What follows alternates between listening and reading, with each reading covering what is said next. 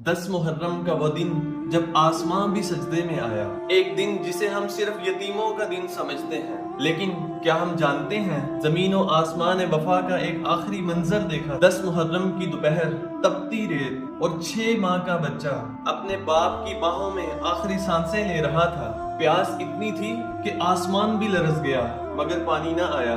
حسین ابن علی جن کی رگوں میں نبی کا خون تھا، آج اس ہستی کے لیے نہ پانی تھا نہ کوئی مددگار۔ خیمے جل چکے تھے، اصحاب شہید ہو چکے تھے اور اب میدان میں صرف ایک سجدہ باقی تھا، وہ سجدہ جس میں سر تو کٹا مگر حق نہ جھکا، باطل کا غرور بھی ٹوٹا اور تاریخ ہمیشہ کے لیے 2 حصوں میں تقسیم ہو گئی۔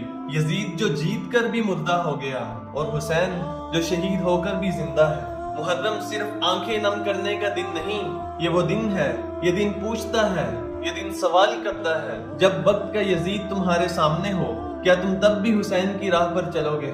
نواسہ رسول حسین ابن علی کو آنکھوں سے نہیں کردار سے یاد کیا جاتا ہے۔ وہ آج بھی زندہ ہے، لیکن سوال یہ ہے کیا آج ہم ان کے قافلے میں ہیں یا صرف خاموش تماشائی بنے ہوئے ہیں؟ غم حسین کا حق شور سے نہیں شعور سے ادا ہوتا ہے۔ کہہ دو غم حسین منانے والوں سے، مومن کبھی شہداء کا ماتم نہیں کرتے۔ ہے عشق اپنی جان سے زیادہ آل رسول سے، یوں ہم سریام ان کا تماشا نہیں کرتے۔ روئیں وہ جو منکر ہے شہادت رسول کے، ہم زندہ و جاوید کا ماتم نہیں کرتے۔